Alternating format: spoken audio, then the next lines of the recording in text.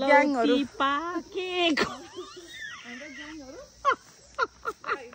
यो मलाई पहाडमा एकदम पहाडको झल्को आइरहेछ गाउँघरको झल्को आइरहेछ एमबीको लागि एकदम रेडी छ है 6 महिनामा रेडी हुन्छ जसलाई गर्मीको सिजनमा आएर बस्नु मन लाग्छ त्यो आएर बस्यो हुन्छ यो घरमा सुन्तला पाक्यो सुन्तला बारीमा यस्तो राम्रो रहेछ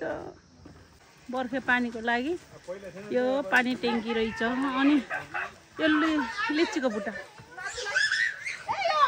हुन देऊ के हुन देऊ खुसी भएको छ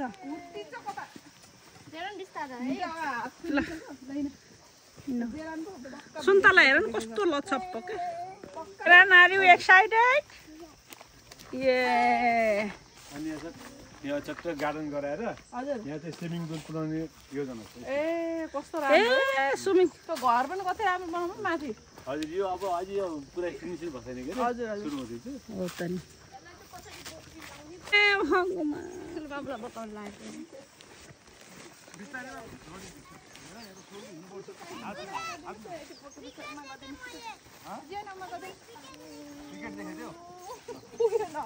के रे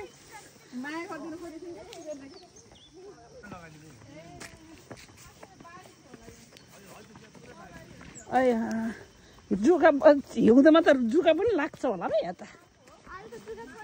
अहिले त छैन तर उसमा चाहिँ लाग्छ होला बर्खा र हिउँदमा त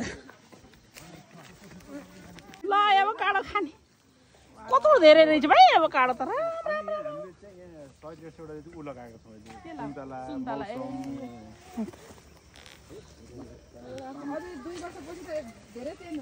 मजाले फलेछ हुँको जस्तो देखेछ त यो त पुरा दक्सु पसेर भित्र कस्तो गडेछ भाइ दक्सु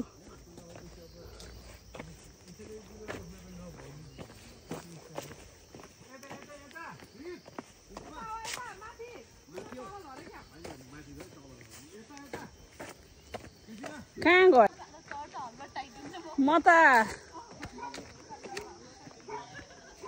म त इन्जोय गर्दै हिँडेछु है पहाडको इन्जोय गर्दै हिँडेछु म चाहिँ त्यहाँ पारी रहेछ फार्म हाउस पहाडको इन्जोय गर्दै हिँडेछु पहाडको बाटोको काफल यही हो ए म त काफलको बुटो त आज भर्खर देखेको भाइ